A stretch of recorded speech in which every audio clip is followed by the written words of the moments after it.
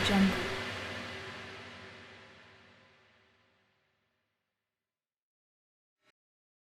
अस्सलाम वालेकुम प्यारे दोस्तों, जुल्फ़ी नॉलेज लैंड में खुश आमदीद।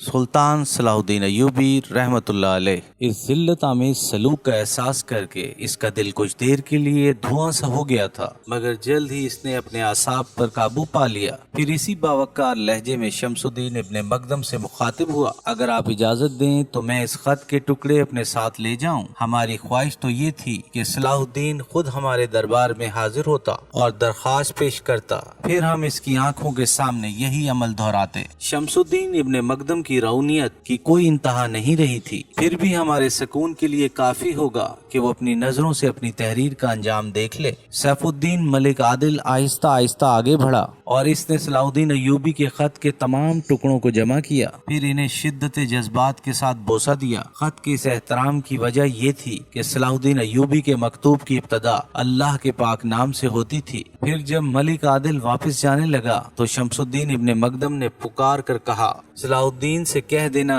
कि वो फितरी तौर पर एहसान फरामोश और लालची है, इसे मिल्लत इस्लामिया के इत्तेहाद से कोई दिलचस्पी नहीं। वो इस बहाने अपने आका की सल्तनत पर कब्जा करना चाहता है, मगर हम जैसे वफादाराने मुमलिकत के जीते जी इसका ये ख्वाब पूरा नहीं होगा। सैफुद्दीन मलिक आदिल ने इब्ने मकदम की बात ज़ब्तो तहम्मुल के साथ सुनी और दरबार से निकल कर चला गया। इसके बाद शमसुद्दीन इब्ने मकदम ने एक और चाल चली। मुजद्दुद्दीन इब्ने दाइया सुल्तान नूरुद्दीन महमूद जंगीर रहमतुल्लाह अलैहि का मुतमिद खास था। सुल्तान आदिल की वफात के बाद इनकी अहलिया रजिया खातून ने मुजद्दिद्दीन को अपने कमसिन बेटे मलिक सालेह का निगरान और अतालीक बना दिया था। शमसुद्दीन इब्ने मकदम और अमीर हसामुद्दीन अच्छी तरह जानते थे कि मुजद्दिद्दीन को किसी भी कीमत पर खरीदा नहीं जा सकता। इनके ख्याल में अगर मुजद्दिद्दीन 10 साल और जिंदा रह गया तो मलिक सालेह जवानी की मंजिल को पहुंच जाएगा और मुल्क के इंतजामात पर इसकी गिरफ्त मजबूत हो जाएगी और इन दोनों की ख्वाहिश इक़्तिदार बार आवर होने से पहले ही दम तोड़ देगी। मुजद्दिद्दीन सिर्फ सियासी अमूर ही का माहिर नहीं, बेहतरीन सलार भी था।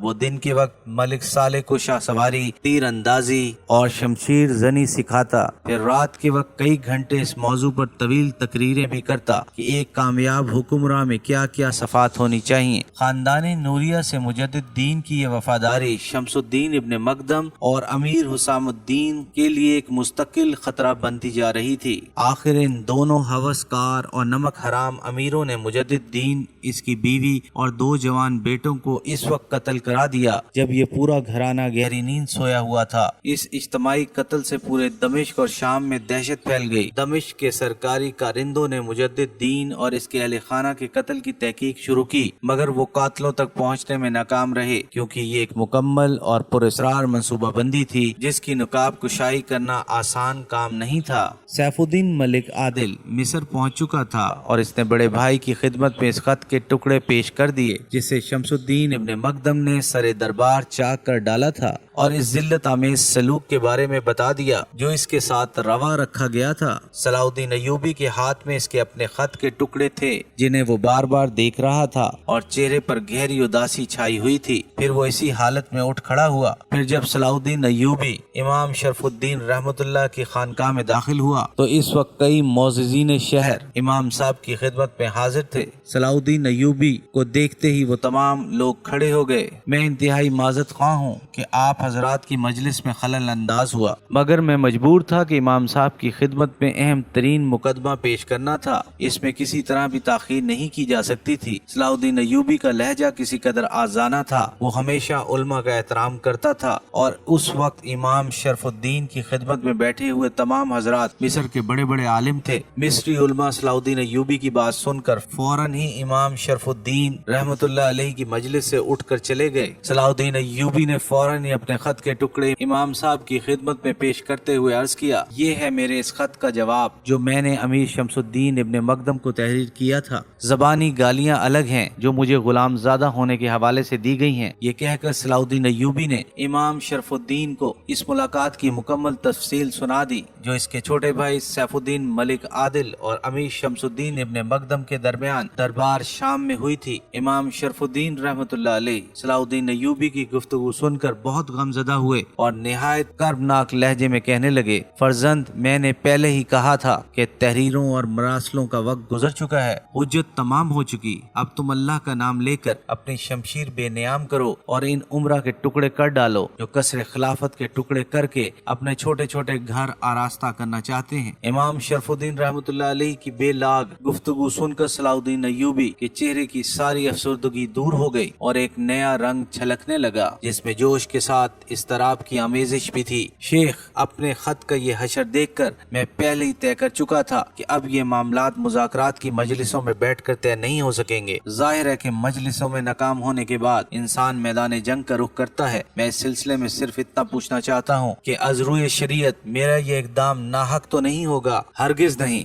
यकायक इमाम शरफुद्दीन रहमतुल्लाह अलैह के लहजे से जलाल रूहानी का इजहार होने लगा था। हक के खिलाफ तो वो लोग उठ खड़े हुए हैं। अगरचे इमाम शरफुद्दीन ने इसके ख्यालात की पुरजोर तायीद और हमायत कर दी थी, लेकिन फिर भी सलाहुद्दीन अय्यूबी के चेहरे पर तजब्जुब और ज़हनी कशमकश के आसार नुमाया थे। कुछ देर खामोश रहने के बाद सलाहुद्दीन ने इंतहाई मोदबाना लहजे में अर्ज किया, शेख मोहतरम, मैं इस नाजुक तरीन मामले में आपकी ज़बान मुबारक से वाज़ेह दलील सुनना चाहता हूँ। इमाम शरफुद्दीन मुस्कुराए, मेरे ख्याल से तुम ये सोच कर फिक्र और परेशानी में मुब्तला हो कि एक मुसलमान दूसरे मुसलमान पर खंजर आजमाई कैसे करे। तुम्हारी ज़हनी उलझन का मंतकी जवाब ये है कि जब मुसलमानों का एक ग्रोह मरकज से जुदा होकर जाती हवस इक़्तिदार में मुब्तला हो जाए तो इस जमात को मुफसिद, सरकश और बागी करार दे दिया जाता है। आमतुल मुस्लिमीन और इस्लामी सल्तनत के मफाद में ऐसे तमाम लोग सजा के मुस्तहक ठहरते हैं। इमाम शरफुद्दीन ने सलाहुद्दीन अय्यूबी की ज़हनी खलिश दूर करने के लिए वजाहत से समझाते हुए कहा, इसकी दूसरी मिसाल ये है कि अगर कोई मुसलमान शराब नोशी करता हुआ पकड़ा जाए तो इसे सरेआम कोड़ों की सजा दी जाती है। इस सूरत हाल में सजा देने वाले भी मुसलमान होते हैं और सजा याफ्ता इंसान भी कलमा गो होता है। फिलहाल तुम यही समझ लो कि शामी उमरा शमसुद्दीन इब्ने मकदम और हसामुद्दीन हुसैन ने सरेआम शराब पी है और इनका जुर्म साबित हो चुका है। इसलिए तुम पर लाजिम है कि तुम इन दोनों पर खुले मैदान में हद जारी करो ताकि देखने वाले को इबरत हासिल हो और वो लोग जो शराब पीने की शदीद ख्वाहिश रखते हैं इनका ये जज्बा ऐश कोशी तकमील से पहले फना हो जाए। इमाम शरफुद्दीन की ये दलाइल सुनकर सलाहुद्दीन अय्यूबी मुतमिन नजर आने लगा। फिर जब वो दरसगाह से उठकर जाने लगा तो इमाम शरफुद्दीन रहमतुल्लाह अलैह इसे रुखसत करने दरवाजे तक आए और आखिरी हिदायत के तौर पर बोले, तुम इन सारी बातों को मेरा फतवा समझो। अगर मेरी कम इल्मी के सबब ये फतवा गलत और नाकिस है तो क़यामत के दिन इसका वबाल और अजाब भी मेरी ही गर्दन पर होगा और हक ताला के सामने तुम बरीउज़्ज़िमा करार पाओगे। जोश अकीदत में सलाहुद्दीन अय्यूबी ने इमाम शरफुद्दीन के दस्ते मुबारक को बोसा दिया। दिलों का हाल तो अल्लाह ही जानता है। अगर तुम्हारे दिमाग में भी बुए इक़्तिदार मौजूद है तो फिर मैं बरीउज़्ज़िमा हूँ। अपने अमाल के जिम्मेदार तुम खुद होगे। मेरी दुआएं इस वक्त तक तुम्हारे साथ रहेंगी जब तक तुम हक पर कायम रहोगे। ये सुनते ही सलाहुद्दीन अय्यूबी पर गरिया तारी हो गया। फिर कुछ दिन बाद मुजद्दिद इब्ने दाहिया और इसके अहले खाना के कत्ल की खबर भी मिस्र पहुंच गई। सलाहुद्दीन अय्यूबी की नजर में सूरत हाल लम्हा ब लम्हा संगीन होती जा रही थी। अब इसके लिए नागुज़ीर हो गया कि वो मिस्र से कूच करके बराह रास्त दमिश्क पहुंचे और इस सिलसिले में रजिया खातून से बात करके अगला कदम उठाए। अभी सलाहुद्दीन अय्यूबी दमिश्क जाने की मंसूबाबंदी कर ही रहा था कि सूरत हाल ने एक और अजीब करवट बदली। सुल्तान नूरुद्दीन महमूद जंगी की एक बेटी शमसुन्निसा थी जिसकी उम्र अब 18 साल हो चुकी थी। शमसुन्निसा अपने वालिद की तरह एक तालीम याफ्ता, मजहबी अहकाम की पाबंदी करने वाली और खूबसूरत दोशीज़ा थी। सुल्तान आदिल की जिंदगी में वो शादी की उम्र को पहुंच चुकी थी और बड़े बड़े उम्रा के लड़कों के रिश्ते भी आने शुरू हो गए थे, मगर सुल्तान नूरुद्दीन जंगी को कोई लड़का पसंद नहीं आया था और इसकी एक वजह यही थी कि सारे अमीरजादे ऐश परस्ताना जिंदगी के दिलदादा थे और किसी एक नौजवान के दिल में भी शौक जहाद नहीं था। अभी सुल्तान आदिल किसी और रिश्ते का इंतजार करते फरिश्ता अजल ने खुद इनका रिश्ता जिंदगी और जमीन से तोड़ दिया था। सुल्तान नूरुद्दीन जंगी ने अपनी बेटी शमसुन्निसा को मजहबी तालीम के साथ फौजी तरबियत भी दी थी ताकि बुरे वक्त में एक लड़की किसी हद तक अपना दिफा कर सके। एपिसोड 69 इख्तिताम पजीर हुई।